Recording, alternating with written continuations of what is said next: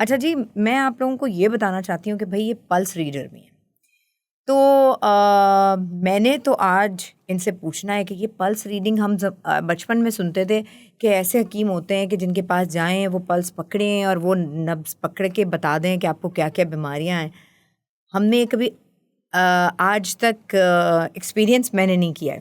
یہ ضرور ہوا ہے کہ نبض میری آئی وی لگ گئی ہیں، لیکن یہ کبھی نہیں ہوا کہ کسی نے نبض پکڑ کے بتا دیا. ہم اپنے جو طریقہ علاج ہے اس میں پلس پکڑ کے بہت ساری ریڈنگز لیتے ہیں، تو آئی ایم شیور اس میں آپ کو بھی پتہ چلتا ہوگا.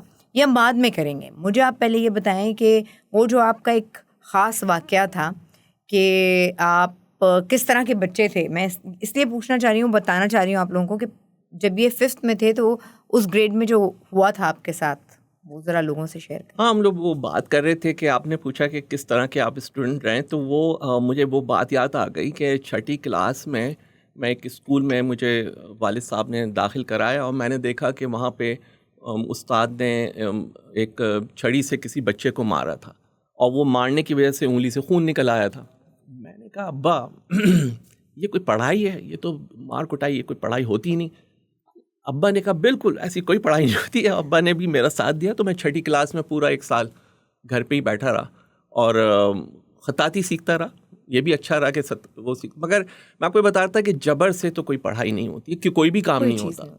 تو وہ مگر بعد میں پھر 100% اٹینڈنس 4 سال کا پھر میں لیا. میں نے 6ٹھی کلاس سے 10ویں تک، ایون اف کہ میرا یہ کچھ جلوا بھی تھا، سب کچھ تھا، نہیں جانا ہے اسکول اٹینڈ، وہ ایک سرٹیفکیٹ لینا ہے. لیکن یہ کتنی اچھی بات تھی کہ اس دور میں آپ کے والد خود اتنے انلائٹنڈ تھے، براڈ مائنڈڈ تھے، کہ انہوں نے بالکل سمجھا آپ کی اس تکلیف کو، اور انہوں نے کہا نہیں کوئی ضرورت نہیں ہے ایسے اسکول جانے کی، اور پھر آپ کا اسکول چینج ہوا. میں ہمیشہ پیار اور محبت سے جو کام ہو سکتے ہیں وہ پڑھائی اور علم، اور دیکھیں صرف علم جسے کہتے ہیں نا ہم rote knowledge, ROTE rote knowledge, it's like memorisation, وہ ساری چیزیں.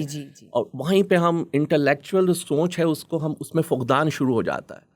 ہمیں آئی تھنک یہ ایک بہت میجر مسئلہ نظر آتا ہے، ہمارا ہی نہیں بلکہ بہت ساری دوسری کنٹریز کا بھی، جہاں پہ ہم اس طرح کی پڑھائی، اس طرح کی تعلیم کو دیتے ہیں جہاں پہ ہم انٹلیکچوئل یا کیوریوسٹی. عجیب بات ہے کہ ہم اپنے بچوں کو ڈاکٹر بنانا چاہتے ہیں، انجینئر بنانا چاہتے ہیں، یا اور آج کل تو بہت سارے اور چیزیں آ گئی ہیں، لیکن کبھی ہم یہ نہیں سوچتے کہ یار ہم حکیم کیوں نہ بنائیں. کیونکہ ان ٹرمز آف منی ہم یہ سوچتے ہیں کہ بیچارہ پتہ نہیں کما نہیں سکے گا، اور یہ تو بہت پرانا علم ہے، اس کو بس وہ ہو گیا ہے، لٹرلی ہو گیا ہے کہ کچھ مخصوص لوگ تھے، انہوں نے یہ علم ایک حد تک چلایا، اور اب اس کو آگے لے کے بڑھنے والے کوئی نہیں ہے. بات آپ کی بالکل صحیح ہے، اور اس میں بہت سارے ایسے لوگ بھی آ گئے ہیں جو چھوٹی موٹی چیز کو لکھتے ہوئے صرف پیسہ بنانے کے لیے، اور اس کو پھر انہوں نے تو وہ صرف اس پروفیشن میں نہیں ہے، تو ہر جگہ ہیں، ہر جگہ ہے. اور اگر میں بات کروں کہ جو طب یونانی ہے اس کے اندر ایک پورا ایک ہولسٹک ایک انداز سے دیکھا جاتا ہے انسانی جسم کو.